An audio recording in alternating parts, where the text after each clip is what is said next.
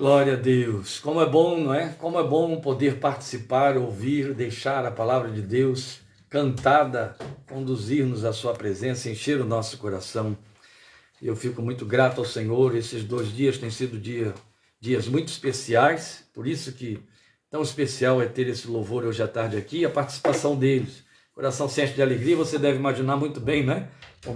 Como é que eu me sinto, ou como eu fico, tendo os meus rebentos aqui ao meu redor, adorando a Deus, participando do culto que a gente compartilha com você, do nosso louvor e adoração ao Senhor Jesus. Isso é sempre altamente gratificante, muito bom. Ruth, capítulo 2, versículos 1 a 14, leremos. Logo em seguida, nós estaremos orando ao Senhor e compartilhando esta palavra que queremos dividir com você. Diz assim a palavra de Deus. Noemi tinha um parente por parte do marido. Era um homem rico e influente, pertencia ao clã de Elimeleque e chamava-se Boaz. Ruth, a moabita, disse a Noemi: vou recolher espigas no campo daquele que me permitir. Vá, minha filha, respondeu-lhe Noemi. Então ela foi e começou a recolher espigas atrás dos ceifeiros. Casualmente entrou justo na parte da plantação que pertencia a Boaz, que era do clã de Elimeleque.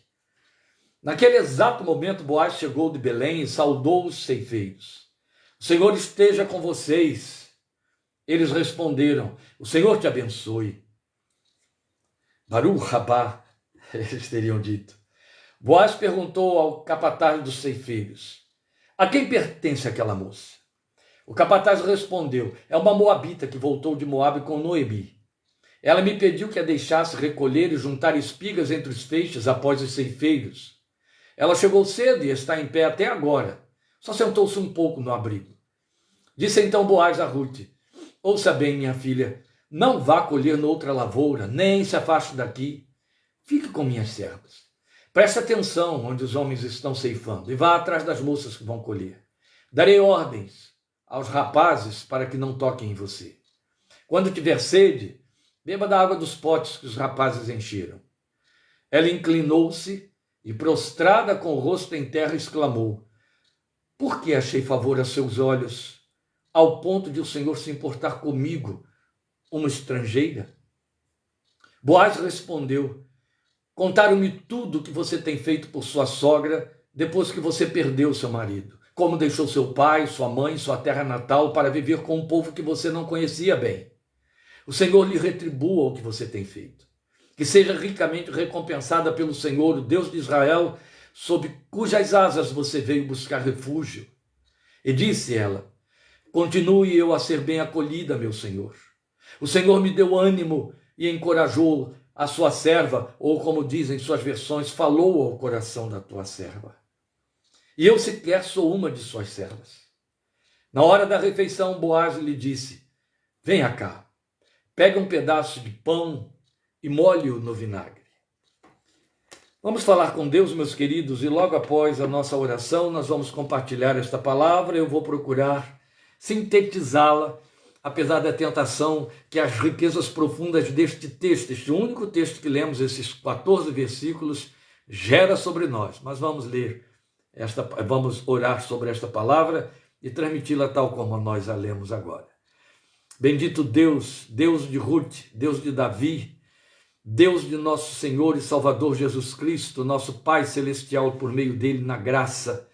Te bendizemos e te exaltamos por tua palavra que acabamos de ler e rogamos que nela nos comuniques a tua voz e a tua vontade.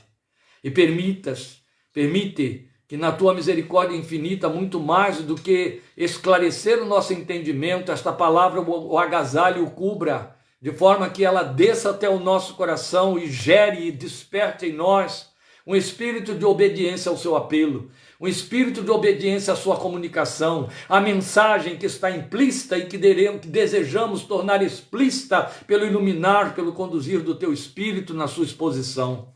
Fala conosco, de maneira que não só não resistamos a ela enquanto a ouvimos, quanto não resistamos a ela na medida em que ela reclamar sobre nossa fé, a nossa resposta em nossa caminhada de vida. Porque é tempo de ouvir a tua palavra e temê-la. É tempo de ouvir a tua palavra e guardá-la. É tempo de ouvir a tua palavra e cumpri-la. É tempo de ouvir a tua palavra e obedecê-la por amor ao teu santo nome.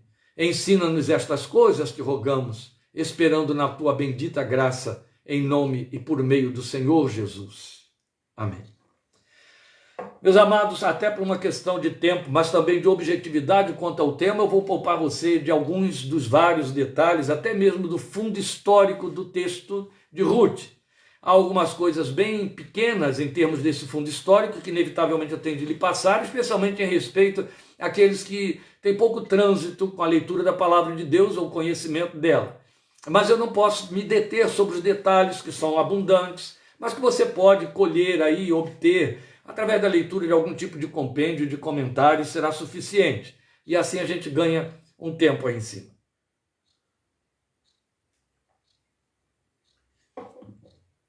O livro de Ruth é um livro histórico, mas é um livro histórico com proposta poética. Por ser um livro histórico, é evidente que ele está relatando uma história real. Ele está relatando uma história que não é metafórica, não é alegórica, não é na forma de uma oração expressando o desejo do autor do texto, como acontece com os Salmos, como acontece com Eclesiastes, Provérbios, Cantares, não. O livro de Ruth, por mais poético que você encontre, o jogo de palavras, a distribuição do texto, feita com muita sabedoria pelo autor, é um livro histórico. E o seu principal propósito é narrar para nós a genealogia do rei Davi. E você há de ver que lá em Mateus, essa genealogia alcança o Senhor Jesus, depois da sua encarnação, evidente, para mostrar que Jesus é da descendência de Davi, daí com direito ao título de rei de Israel e filho de Davi. E na verdade, Ruth vem a ser a avó paterna do rei Davi. O livro entra para nos mostrar esta localização de Davi na história e também, então a sua ascendência, mas também vai tratar de um dos aspectos muito significativos que somente o povo de Israel, nos dias da antiguidade, lá nos dias da história da formação deste povo, cumpria de acordo com a lei de Moisés, que era a lei do levirato. Eu não tenho esse tempo agora para explicar sobre isso, é isso que eu aconselho você, se não sabe, a procurar aí dentro de algum comentário do livro de Ruth, compêndios, etc. Mas eu escolhi exatamente o capítulo 2, o capítulo que fala desse encontro de Ruth com Boaz, que de acordo com a lei do levirato, de acordo com o que o próprio texto expõe para nós, vem a ser um resgatador da sua história, da sua família, porque ela fica viúva de um homem que não lhe deu filhos. De acordo com a lei de Moisés, haveria uma perda da propriedade, haveria uma perda da herança, da memória daquele marido, e se não houvesse então descendência. E na verdade a descendência que havia também morreu, porque era a descendência do marido de Noemi, os 2 filhos morreram. E acontece que a lei do levirato determinava que um parente próximo, considerado como remidor ou resgatador, casasse com a viúva, para suscitar descendência ao falecido. Esta é a história que o livro de Ruth está contando para nós, neste encontro de Ruth com o proprietário daquelas terras que também pertenciam, como diz o texto, ao clã de Elimeleque. De forma que ele então estava dignamente colocado na posição de legítimo resgatador de Ruth. E resgatador, então, é um termo usado no Israel antigo para identificar isto, aquele que assumiu os espólios de um parente falecido, mantendo a sua herança para os filhos que haveriam de vir.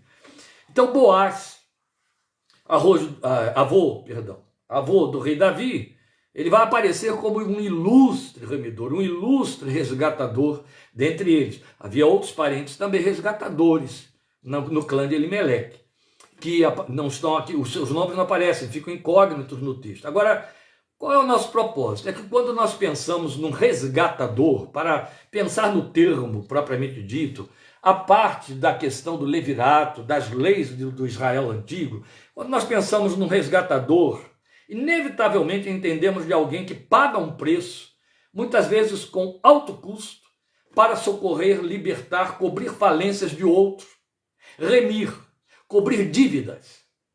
Por isso, remidor ou resgatador. E ele paga o preço da dívida, ele compra a dívida. E aqui você já percebe que nós temos, inevitavelmente, por uma questão de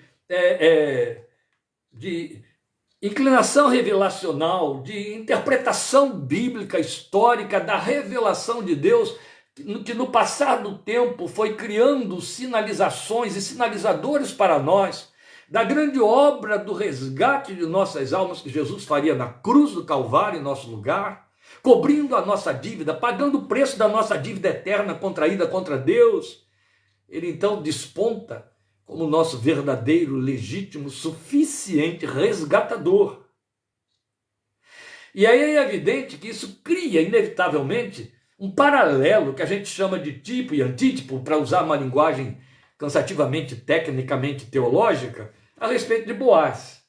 O que importa aqui saber é que todo homem que necessita de um resgate, ele, antes de buscar o resgate, se ele sabe que há alguma opção aí, ele tenta resolver o problema e resgatar a si mesmo, envia todos os esforços nessa direção. Existe um custo pela nossa alma. O salmista diz que o preço da nossa alma é impagável, humanamente falando. Ninguém, por mais que pretenda, e não faltam religiões, e desde a história da religiosidade do homem do mundo, todos tentam se resgatar a si mesmos, e alguns acham que conseguem, ou que poderão conseguir. Em vão o homem luta para se resgatar. Nós temos o nosso resgatador. E sobre necessidade de resgates, nós estamos ultimamente familiarizados, até por conta dos refugiados que peregrinam aí pelo mundo, batendo em fronteiras, maioria das vezes, fechadas para eles. Precisam de resgate, precisam de remidores, e os países, as nações, os governos das nações fecham-lhes as portas, e eles ficam sem resgate. Mas as pessoas no geral, independente dos refugiados, que trata agora aqui do nosso contexto, né, na história atual do mundo moderno, as pessoas no geral têm necessidade de resgatadores em muitas áreas. É que não nos damos conta de que o processo é exatamente esse.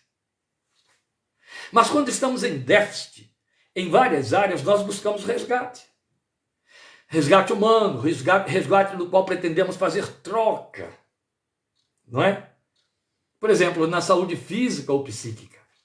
O Brasil é um dos únicos países do mundo que oferece resgate gratuito. Aqui no Brasil se chama SUS, Sistema Único de Saúde. O preço que se paga é o preço da vergonha, da humilhação, né? Especialmente em alguns estados, onde as pessoas às vezes até morrem nas filas dos atendimentos, mas as pessoas vão para lá buscando resgate da sua saúde, e gratuitamente. Aí o SUS surge como o pretenso ou promitente resgatador, que nem sempre funciona, graças a Deus quando funciona. Mas as pessoas precisam de resgate na saúde física ou na saúde psíquica. E aí sentam diante de um terapeuta, diante de um psiquiatra, em busca do resgate nessa área. As pessoas necessitam de resgate nas condições sociais. E aí elas precisam de mudar de nível social, elas lutam para sair dos seus lugares ermos, onde não há esperança delas poderem salvar a si próprias, e vão superlotando, locupletando as grandes metrópoles. Elas estão em busca de resgate social. Geralmente os pais trabalham, empenham-se para serem resgatadores sociais de seus filhos, a fim de que tenham uma vida social mais elevada, maior do que a deles próprios, daquilo que eles herdaram, do que eles trouxeram. Os homens vivem em busca desse resgate e de serem resgatadores nessas condições, especialmente pais quanto a seus filhos. Na área profissional, as pessoas lutam de todas as maneiras quanto possível em busca de resgate nessa área. Mas nós começamos isso tudo já fazendo referência à necessidade que o ser humano tem de resgate espiritual. E o resgate espiritual, ele não deixa de abarcar todas essas áreas que a gente está considerando aqui. Infelizmente, e quando eu digo infelizmente, eu estou carregando na palavra, botando aqui uma carga de sentimento, de lamento, infelizmente, a grande maioria das agências de resgate, que são as igrejas evangélicas, elas estão oferecendo resgate mágico via a fé de todas as áreas que elas oferecem para que as pessoas as busquem, superlotem os seus salões, menos na área espiritual, menos exatamente na oferta que o céu fez à terra, na pessoa do Senhor Jesus, que é resgatar do pecado, da condenação eterna, para uma vida eterna na comunhão e na presença de Deus.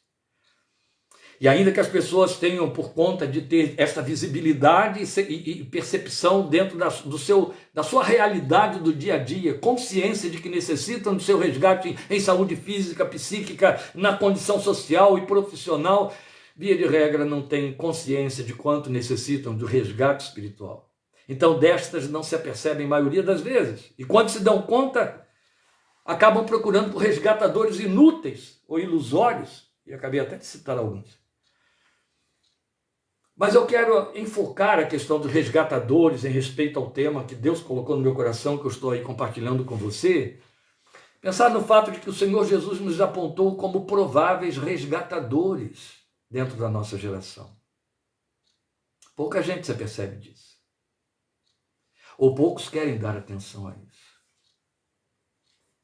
Meu amado irmão, você que parou agora diante desse tempo de ministração, diante desta tela, gastando esse tempo aí para ouvir esta palavra, é com você que eu estou falando.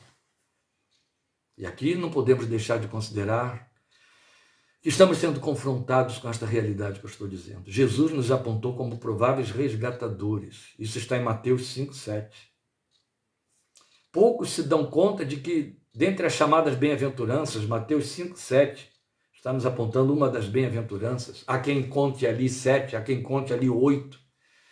Eu geralmente prefiro ver naquelas bem-aventuranças de Mateus capítulo 5, 7 bem-aventuranças. E no capítulo 5, no versículo 7 do capítulo 5, Jesus nos fala de uma bem-aventurança que ele chama de misericórdia.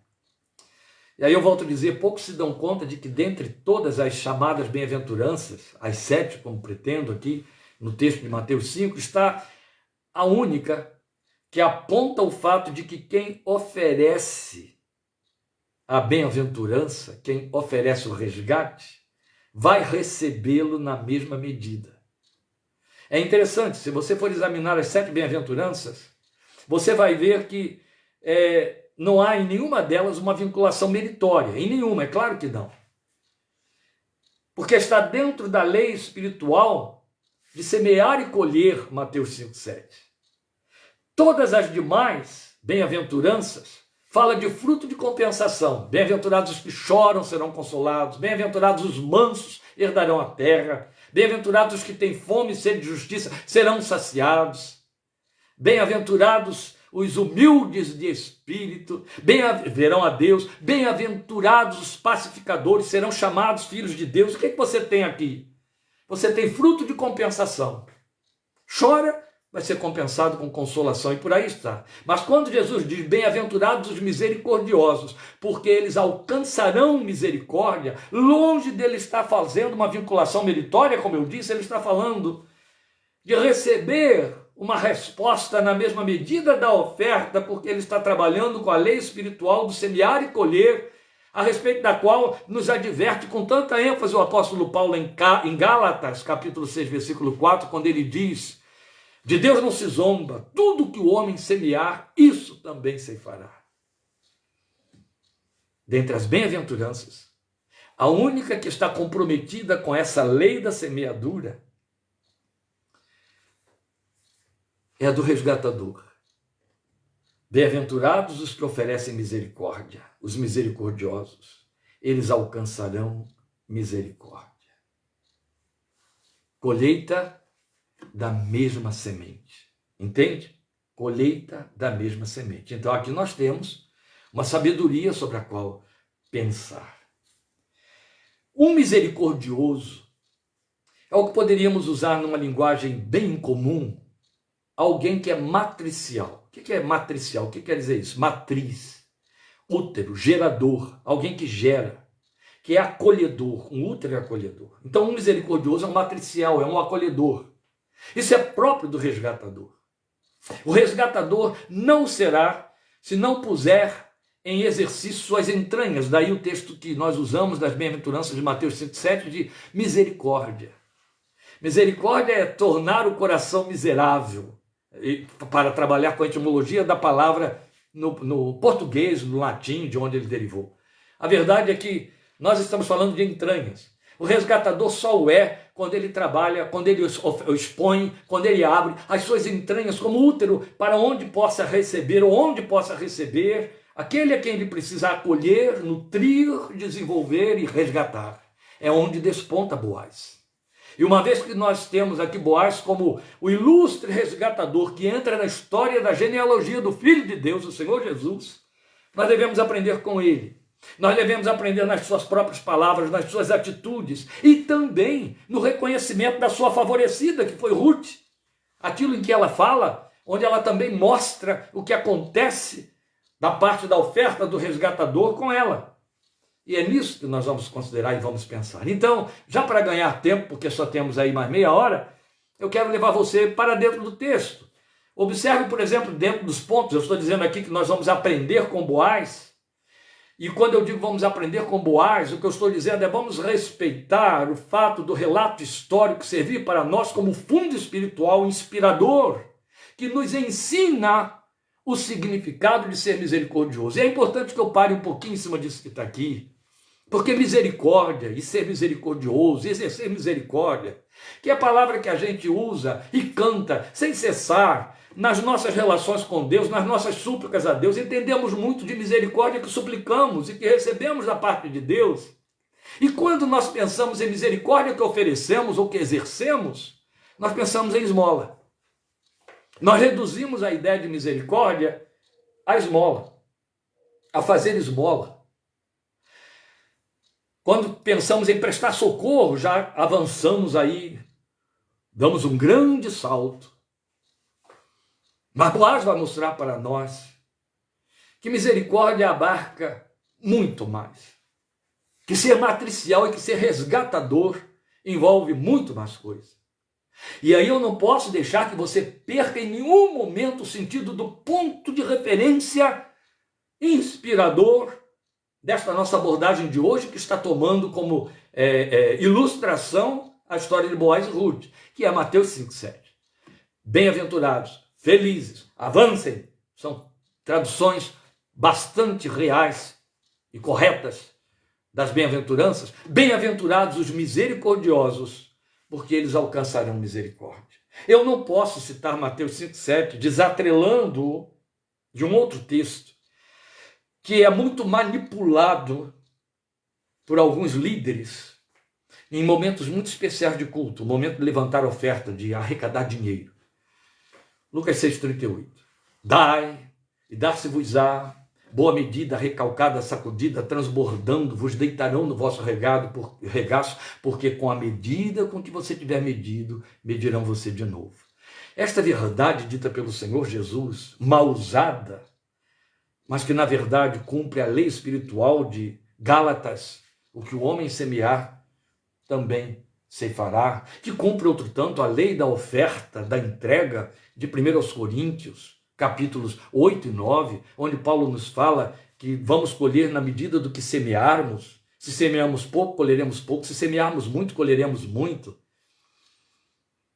Elas ensinam para nós as implicações do exercício da misericórdia. E agora você começa a entender o sentido da oração com que nós abrimos a meditação desta tarde.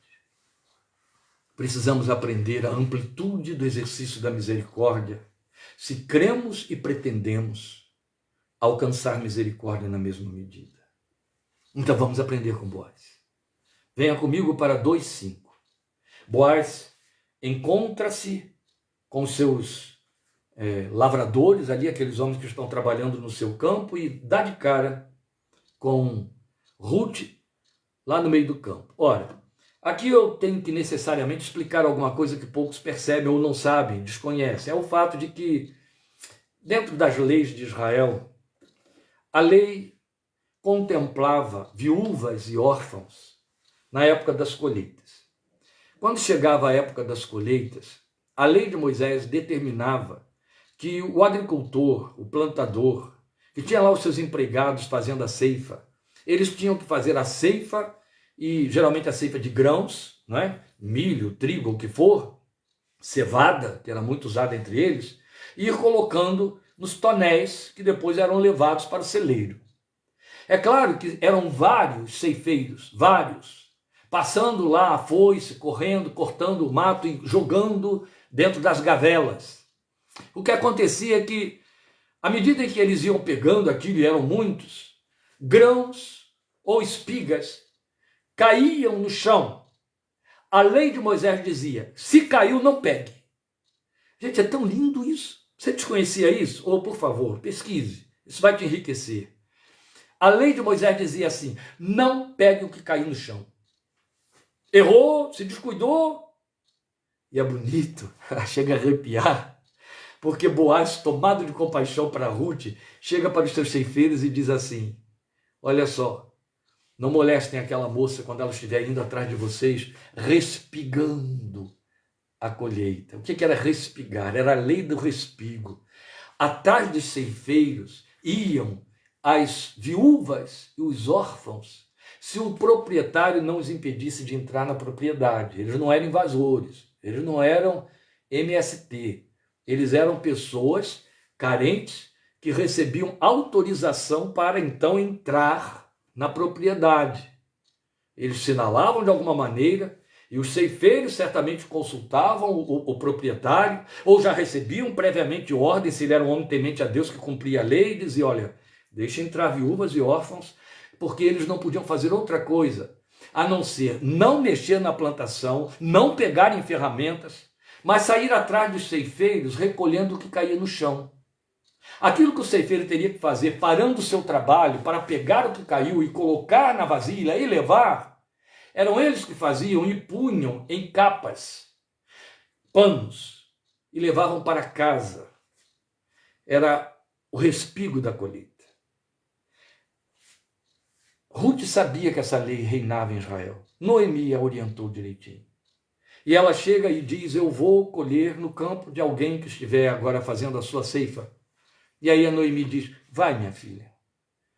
E aí ela, coincidentemente, foi mesmo uma coincidência, entrou justamente na área da terra que pertencia a Boaz. Mas Boaz pertencia ao clã de Elimeleque, a terra que estava sem plantio. Porque Noemi saiu dali quando a terra estava com fome, havia seca. Seu marido morreu lá em Moabe. E aí seus filhos casaram com moabitas. Ruth era uma dessas. E ela volta acompanhando a sua sogra viúva e ela própria viúva. Chegam lá no seu casebre ou na sua casa, no meio daquele deserto, mas com fome, não tem o que colher, nada estava plantado, mas ela conhecia a lei. Então Noemi diz para ela: pode ir, minha filha. E aí Boaz chega para os seus ceifeiros e diz assim: aquela moça que está ali, que vocês me disseram que é a nora da minha parenta Noemi, deixe que ela vá colhendo, não a molestem, e deixem cair algumas espigas para que elas peguem. Tão lindo, não é? Oh, gente, como esse homem se destaca. Aí você percebe a beleza da herança de Davi. Isso tudo estava na alma de Davi. Davi era um rei misericordioso. Olha o Boaz misericordioso. Meus empregados, meus ceifeiros, estão vendo ali Ruth, a parenta de Noemi, viúva do meu parente? Deixem ela ir respigando atrás de vocês. Mas quando vocês forem recolhendo a colheita, deixem também cair algumas espigas para que ela pegue. Alguém já leu assim, e eu gosto de pensar nisso. Boaz, como um bom fazendeiro, e outros eram semelhantes a ele, escolheu gente muito profissional, muito rigorosa, que sabia fazer uma colheita de maneira a não haver desperdício. O que Boaz estava dizendo é: deixe haver algum desperdício para que a lei se cumpra, para que ela possa se saciar e levar o que é legítimo, pertence a ela, a lei determinou isso, a seu favor e a favor da sua sogra. Ô Espírito de Deus, dá um entendimento ao teu povo. Primeira coisa que eu quero que você perceba aí na experiência de Ruth e Boaz, Boaz como resgatador, para que eu e você aprendamos a sermos esses resgatadores. Os misericordiosos que alcançam misericórdia. Está aqui no versículo 5 do capítulo 12. Boaz perguntou ao capataz dos ceifeiros: a quem pertence aquela moça? Mas para frente você vai dizer: você prestou atenção em mim, meu Senhor, sendo eu uma estrangeira, você fez caso de mim. Eu sou uma estrangeira. Não era para você prestar atenção em mim. Eu sou uma ninguém. Eu sou uma gentia. Eu sou moabita. Eu não pertenço ao povo da promessa. Seu compromisso é com os seus confessores, com aqueles que estão contemplados pela lei. Eu não entendo nada da lei, eu não pertenço ao teu povo. Alguém contou para ele que Ruth elegeu no seu coração pertencer, buscar e viver com a sua sogra a fé no Deus que a sua sogra confessava, a quem adorava. E Boaz ficou sabendo disso. Mas é importante a gente perceber que o resgatador estava atento. O que eu quero mostrar para você é que a primeira coisa que tem de acontecer com o resgatador é que ele está atento. Quando a gente exerce misericórdia porque alguém bate, suplica, e se não suplicar, a gente sai de perto, sai de fininho para não ser molestado. Está tão longe disso aqui. Tão longe disso. Você já pensou, meu querido, que precisa tanto da inclinação do coração de um Deus misericordioso, cuja promessa diz que ele renova as suas misericórdias sobre nós a cada manhã? Se você tivesse que chegar diante dele e dizer: Senhor, presta atenção em mim, está ruim, Senhor, presta atenção, tem misericórdia de mim. Senhor, o Senhor pode ter misericórdia de mim. Senhor, o Senhor vai ter misericórdia de mim. Aqui, Deus, olha só, está ruim. Esse resgatador mostra para nós que ele está atento. O resgatador está atento. Antes que o suplicante chegue, ele já viu que ali há uma necessidade. Ele já leu, já percebeu os sinais. Depois você vai ter os versículos 8 e 9, mostrando que o resgatador se move para acolher e assim ele esvazia a humilhação. É ato contínuo, ele na verdade está dando processo à atenção que ele dispensou. Disse então Boaz a Ruth: ouça bem, minha filha. Ele se aproximou dela: ouça bem, minha filha, não vá colher noutra lavoura, não se afaste daqui, fique com minhas servas, preste atenção onde os homens estão ceifando, vá atrás das moças que vão colher. Eu vou dar ordens aos rapazes para que não toquem em você. Quando tiver sede, beba da água dos potes que os rapazes encherem. Fique à vontade. Fique à vontade. Não se sinta constrangida e envergonhada, restringida por conta da sua necessidade. Já é suficientemente você tê-la para se sentir humilhada. É assim o meu resgatador e o seu. A Bíblia diz que ele não nos dá sabedoria e nem a graça por medida. É na medida de Cristo. Por isso que a Bíblia chama a graça de graça abundante, graça superabundante. É muito além da promessa de te salvar, vai muito além. Há muito mais compromissos por detrás, aleluia. O nosso resgatador é assim, ele nos deixa à vontade. Ele se move para acolher, ele esvazia a humilhação, porque deveria ser sempre uma sensação de desconforto. Saber que eu não estou aqui ajudando ninguém. Eu estou aqui tentando de colher migalhas para saciar a minha fome. E imagine essa mulher que sabia que a lei só tinha direito, só fazia valer, só contemplava os filhos de Israel.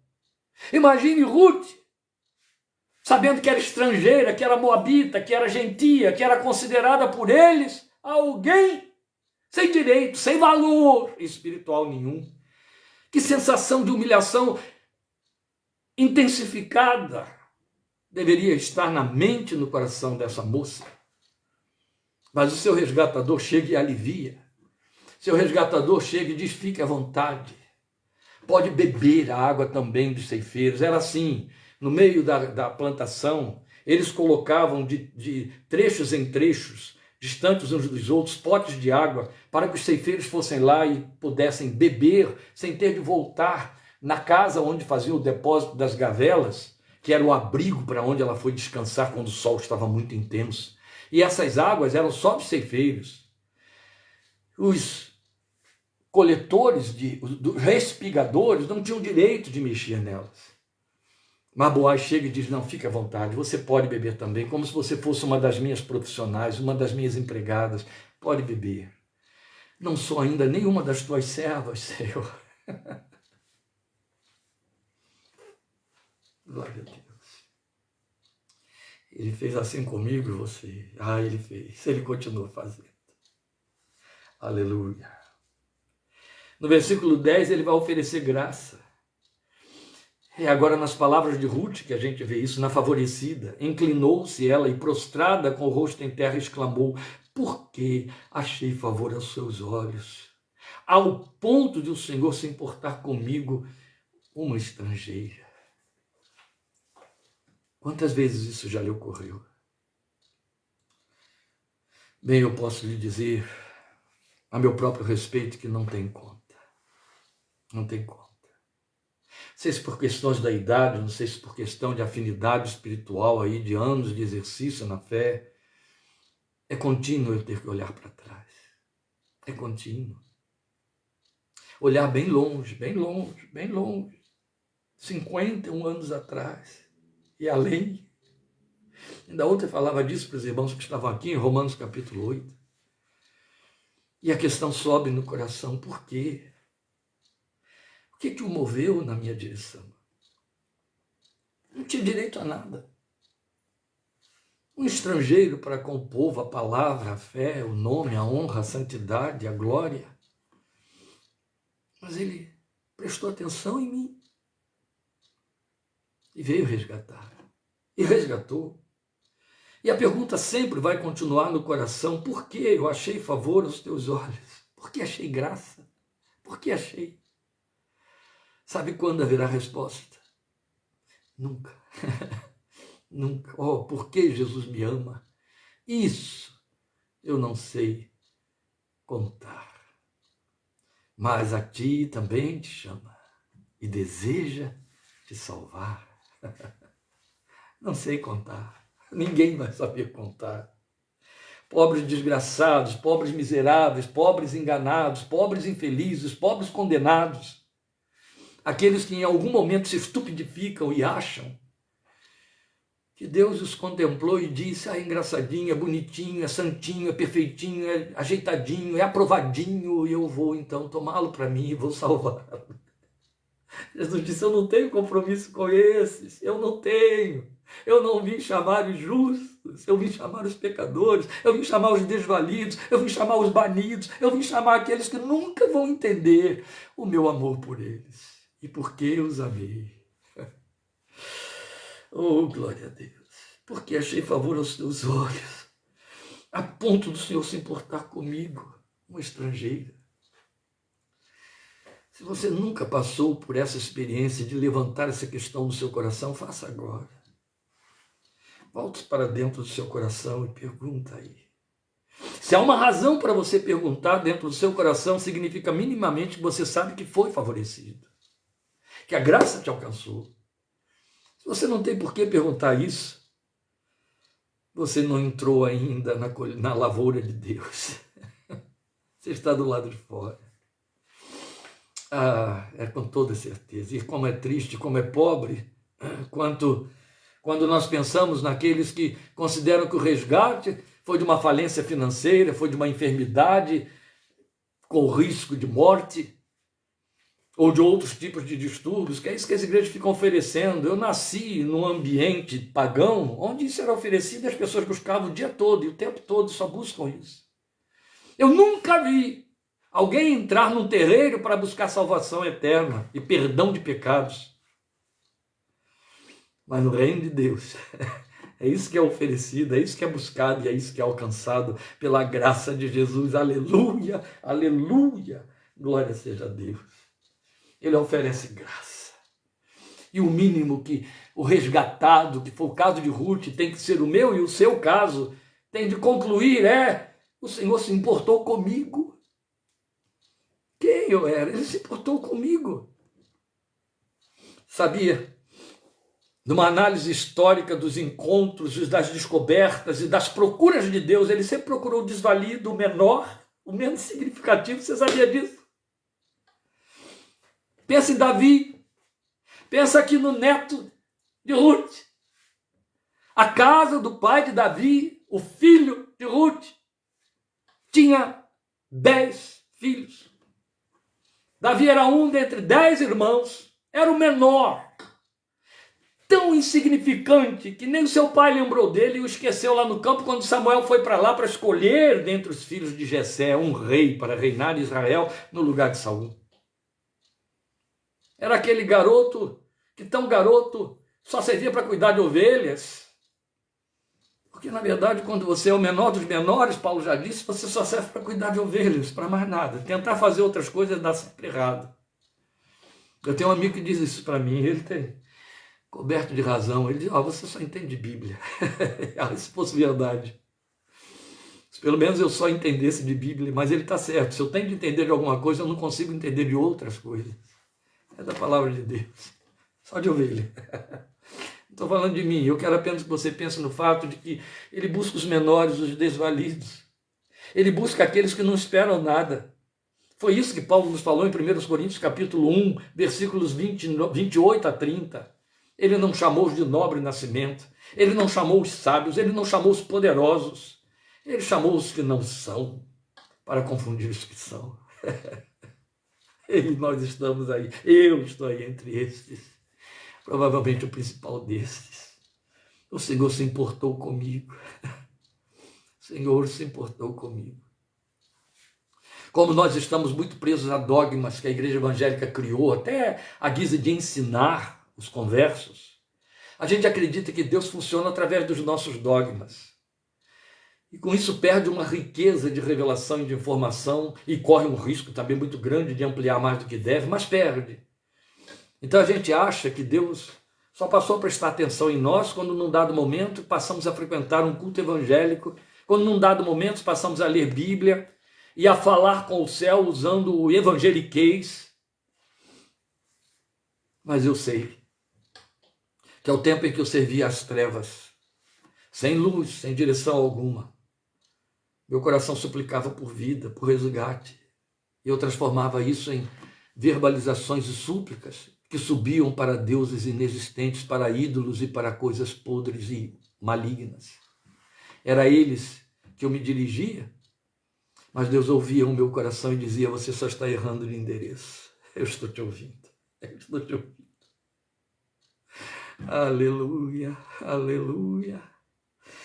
Oh, glorioso resgatador, o Senhor se importou com você. Ele procura os menores, sempre os menores. Davi não é o único dentre os menores. Ele procura os desvalidos, um Moisés fugido, um Moisés banido. São esses que ele procura. Ele procura uma Madalena. Ele procura alguém completamente ou desfavorecido ou sem significado, um Natanael. São esses que ele procura. Sabe, aqueles que teriam que dizer, como Natanael disse, eu? Mas por que eu? Por uma consciência pura e simples de que ninguém presta atenção em mim, não há razão para prestar atenção em mim. E porque justo ele prestou atenção em mim. O Senhor se importou comigo, Ruth disse. Quem sou eu para o Senhor se importar comigo? Não tem resposta para isso. Não se trata de você, Ruth, não se trata de você, meu querido, minha querida, se trata dele, do coração dele, entende? É por causa dele. Ah, mas há uma coisa tão linda que o versículo 12 vai mostrar para nós, e aqui está meu Cristo, meu resgatador, o seu Cristo, o seu resgatador, e ele nos dizendo, seja um resgatador na mesma medida. O versículo 12, nas palavras de Ruth, o Senhor, nas palavras de Boaz para Ruth, o Senhor lhe retribua o que você tem feito, que seja ricamente recompensada pelo Senhor, o Deus de Israel, sob cujas asas você veio buscar refúgio. Isso fala do resgatador consciente das implicações espirituais da sua missão. Ele entendeu que porque Ruth entrou para fazer aquela coreografia do cumprimento da lei do respigar a terra, ela estava crendo na misericórdia do Deus de Israel, e ele entendeu, eu tenho compromisso com isso. Sabe, quando um necessitado cruza o seu caminho, a sua consciência de missão como misericordioso, como matricial, como aquele que tem de acolher e socorrer, tem que ser despertada imediatamente por conta do Espírito que habita no seu coração, crente. De maneira que você entende, não veio buscar a ajuda de mim, pessoa, veio me dar a oportunidade de manifestar o Deus que habita em mim, a misericórdia que Ele pôs no meu coração, porque eu sou fruto dessa misericórdia, porque em mim Ele faria dessa maneira. Era assim que Ele reagiria em teus passos. O que faria Jesus? Quantas vezes você deve levantar essa pergunta que um grande pregador, pastor e escritor americano, em muitas décadas passadas, colocou diante da igreja e colocou no seu livro, em seus passos, o que faria Jesus. O nosso resgatador sabe da sua missão, e Boaz sabia da sua missão como resgatador. No versículo 13, nós vamos encontrar nas palavras de Ruth, a resgatada, a acolhida, a declaração de que ela se esbarrou diante de um pastor, alguém que lhe restaurava a alma. Ela está dizendo aí para nós: continue eu a ser bem acolhida, meu Senhor. O Senhor me deu ânimo, o Senhor levantou minha alma, isso que ela está dizendo. O Senhor acendeu minha alma. O Senhor encorajou sua serva. Que coisa linda! Me deu ânimo e encorajou sua serva. Dá esforço ao cansado, renova as forças ao que não tem nenhum vigor. Não apagará o pavio que fumega, não desprezará a cana quebrada. Esta é a natureza do nosso bendito e misericordioso Deus. E aqui estava Ruth plenamente consciente de que achei graça aos teus olhos e as tuas palavras trouxeram graça ao meu coração, me trouxeram um ânimo novo, levantaram a minha alma. Gente, não há milagre que supere o milagre da manifestação da palavra de Deus na nossa vida e na nossa fé. Sabe por quê? A Bíblia é a palavra de Deus, é um livro de promessas. E Paulo diz que nós esperamos nessas promessas crendo naquilo que não vemos. Mas é significativo, é tão poderosamente espiritual como que a promessa, aquilo que saiu de um papel com letras, como palavra de Deus, quando entra em seus ouvidos, quando penetra seu coração, quando chega no âmago do seu espírito, te traz um ânimo novo, te traz uma confiança, te traz uma disposição, liberta de cadeias de depressão, de desânimo, de angústia, encoraja, dá força, joga para frente, joga para cima, renova a vida, dilata a visão, gera esperança, aleluia. É milagre de Deus, é o milagre que Ele exerce através da sua palavra, não é através de fetichismo, não é através de rituais, não é através de coisas que se coloca ali e a pessoa deposita a esperança naquilo para ver se virá algum efeito mágico. Não, é poder de Deus no coração do crente, de tal maneira que Paulo diz que o evangelho de Cristo é poder de Deus para aquele que crê. Poder, traz força, traz ânimo, traz vigor, traz encorajamento, devolve a vida e joga para frente. Poder de Deus, aleluia. Só crente de verdade, que nasceu de novo, vive isso. Ruth viveu diante do seu resgatador, quanto mais eu e você diante do nosso resgatador eterno. E em último lugar, eu quero mostrar para você algo que é sumamente significativo. É de uma beleza poética impactante, que está aí no versículo 14, que mostra que o resgatador faz mais do que acolher e socorrer, prover. Ele reparte o que é seu. No versículo 14, Boaz diz para Ruth, na hora da refeição, Boaz lhe disse: venha cá, pegue um pedaço de pão e molhe-o no vinagre. Que linguagem é essa? Bem, essa é uma linguagem que tem de ser explicada. Eu sei que meu tempo já está esgotando aí em 2 minutos, mas eu quero explicar isso para você. Havia um momento de refeição. Todos os ceifeiros iam para o silo, lugar onde colocavam lá a restauração, o produto do seu trabalho do dia. Sentavam então para comer, fazer a refeição do dia. E entre eles ficava o proprietário, aqui o resgatador, e neste caso Boaz. Cada um tinha a sua porção, cada um levava o seu farnel de comida. Ou, e geralmente era assim, o fazendeiro, ele então oferecia a comida aos seus ceifeiros. Eles não tinham tempo de preparar, isso começava antes do sol nascer e ia até o sol se pôr. Não tinham tempo de preparar a comida. E então, geralmente, o fazendeiro supria aquela gente oferecendo o pão. E ele também se assentava entre eles a comer. Mas é evidente que a porção dele, a porção da nobreza, a porção do chefe, a porção da casa, era maior, era mais incrementada, era um prato especial. Por outro lado, fazia parte da cultura que está ali como pano de fundo, que o dono da casa tinha o chamado prato da honra. Você encontra resquícios disso em vários textos da Bíblia, históricos, e até no Novo Testamento, lá nos dias em que Samuel está procurando um rei para Israel e descobre que é Saul, manda preparar um novilho e oferece o novilho aos comensais que estão com ele dentro do seu seminário, mas manda que o ajudante de ordem coloque diante daquele que era o escolhido de Deus um prato que tinha a porção dobrada de todos os outros, como um sinal de que estava sendo honrado pelo chefe da casa, que no caso era Samuel. Então, há resquícios de todas estas orientações e informações históricas no texto da Bíblia. E aqui não é diferente. Boaz tinha a sua porção peculiar, aquela que mostrava que ele estava acima dos seus ceifeiros, aquela que mostrava que ele era o dono da mesa, o dono da casa. Jesus faz isso na Santa Ceia. Jesus chega para Judas e diz para ele molhar ali no seu prato, no molho que era só dele, o seu pão. É o que Boaz está dizendo aqui para Ruth. Chega para cá, minha filha. Ela não era uma das ceifeiras, não tinha nada a ver, você já sabe. Mas simplesmente ele diz, pega um pedaço de pão e molhe-o no vinagre. Você não tem que ficar apenas levando os respigos para a sua casa, para a sua sogra preparar e você comer e amanhã enfrentar um dia de trabalho de novo. Não, vem participar da refeição e mais, participa da minha, aquela que me pertence, aquela que é a minha porção pessoal e particular. O nosso resgatador fez isso. Paulo diz que a porção de Jesus era a sua herança.